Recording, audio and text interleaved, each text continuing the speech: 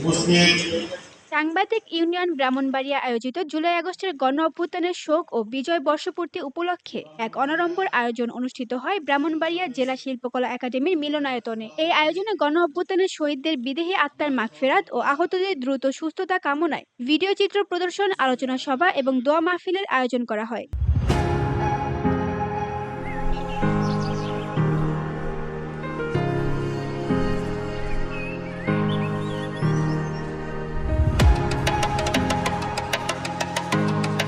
অনুষ্ঠানে প্রধান অতিথি হিসেবে উপস্থিত ছিলেন বিএনপির কেন্দ্রীয় অর্থনীতি বিষয়ক সম্পাদক ও ব্রাহ্মণবাড়িয়া জেলা বিএনপির সভাপতি ইঞ্জিনিয়ার খালেদ হোসেন মাহবুব শ্যামল। অনুষ্ঠানে আমন্ত্রিত অতিথি, গণ্যমান্য ব্যক্তিবর্গ এবং স্থানীয় সাংবাদিক সহ অনেক দর্শকবৃন্দ উপস্থিত ছিলেন।